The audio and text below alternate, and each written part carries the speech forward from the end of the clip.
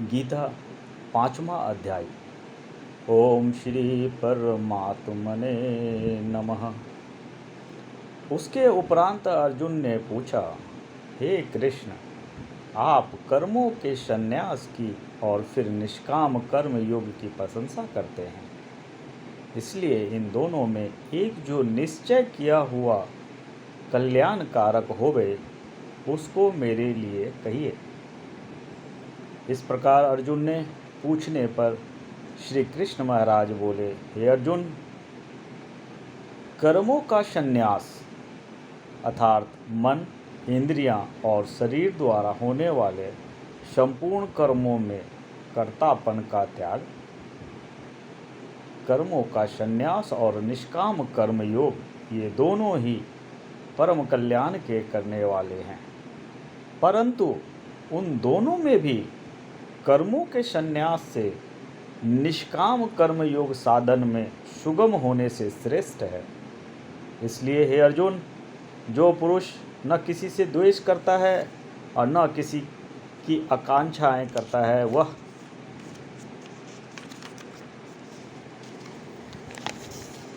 निष्काम कर्म योगी सदा सन्यासी ही समझने योग्य है।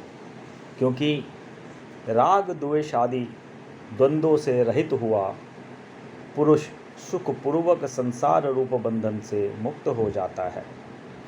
हे अर्जुन, ऊपर कहे हुए संन्यास और निष्काम कर्म योग को मूर्ख लोग अलग अलग फल वाले कहते हैं, न कि पंडित जन।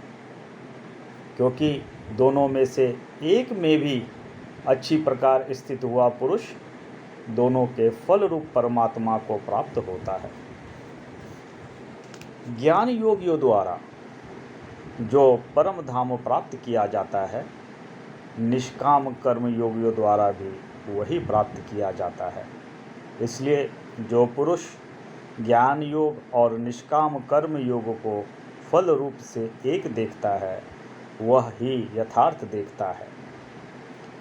परंतु हे अर्जुन, निष्काम कर्म योग के बिना संन्यास अर्थात मन, इंद्रियों और शरीर द्वारा होने वाले संपूर्ण कर्मों में कर्तापन का त्याग प्राप्त होना कठिन है।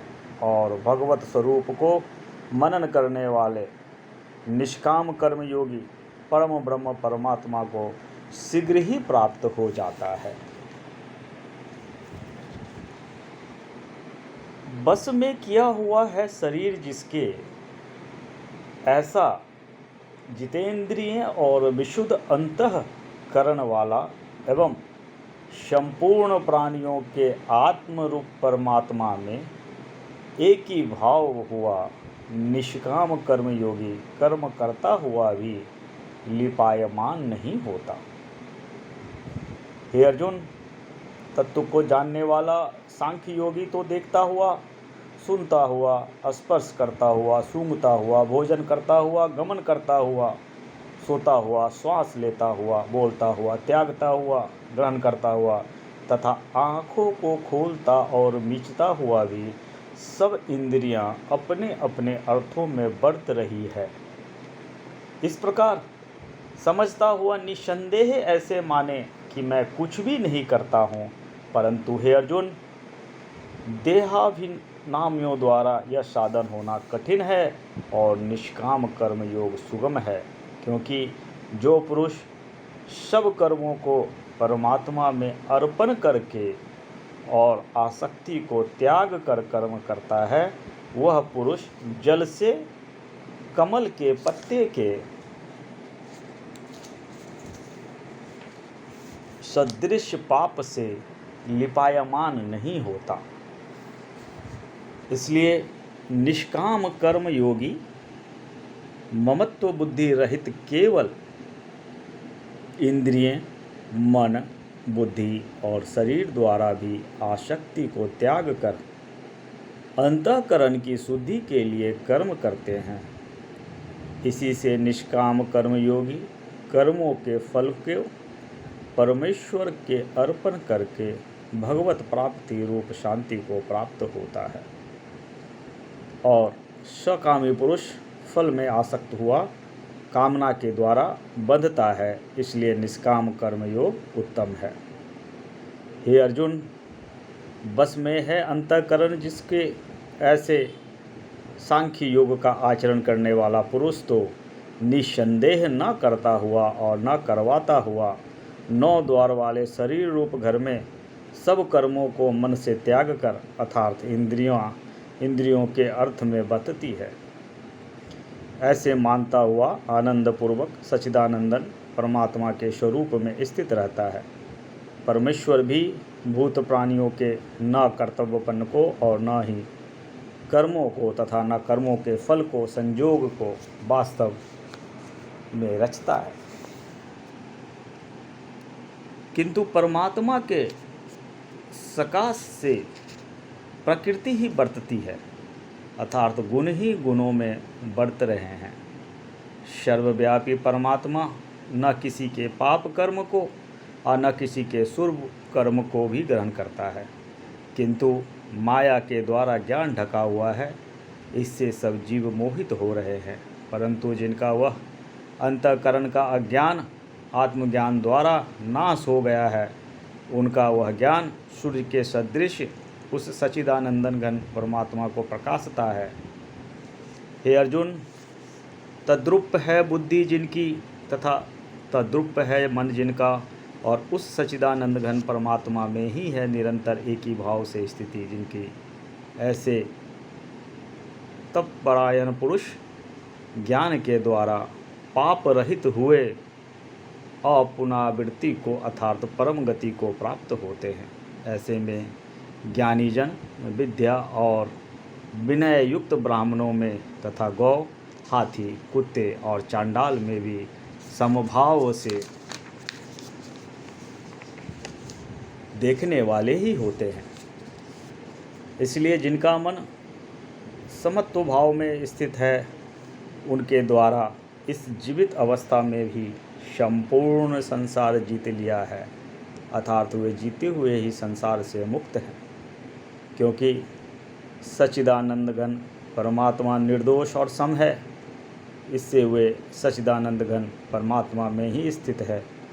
जो पुरुष प्रिय को अर्थात जिसको लोग प्रिय समझते हैं उसको प्राप्त होकर हर्षित नहीं हो, और अप्रिय को अर्थात जिसको लोग अप्रिय समझते हैं उसको प्राप्त होकर उद्वेगवान न हो, ऐसे स्थिर बुद्धि संचय रहित ब्रह्मवेता पुरुष सच्चिदानंद घन परम ब्रह्म परमात्मा में एक ही भाव से नित्य स्थित है। बाहर के विषय में अर्थात सांसारिक भागों में आसक्ति रहित अंतःकरण वाला पुरुष अंतःकरण में जो भगवत ध्यान जनित आनंद है उसको प्राप्त होता है, और वह पुरुष सच्चिदानंद घन परम ब्रह्म परमात्मा रूप योग में एक ही भाव से स्थित हुआ अक्षय आनंद को अनुभव करता है। जो है इंद्रिय तथा विषयों के संयोग से उत्पन्न होने वाले सब भोग हैं, वे यद्यपि विषयी पुरुष के सुखरूप भोगते हैं तो भी निसंदेह दुख के ही हेतु हैं और आदि अनंत वाले अर्थात अनित्य है। इसलिए हे अर्जुन, बुद्धिमान विवेकी पुरुष उनमें नहीं रमता जो मनुष्य शरीर के नाश होने से पहले ही काम और क्रोध से उत्पन्न हुए वेग को सहन करने में समर्थ है। अर्थात काम क्रोध को जिसने सदा के लिए जीत लिया है वह मनुष्य इस लोक में योगी है और वही सुखी है।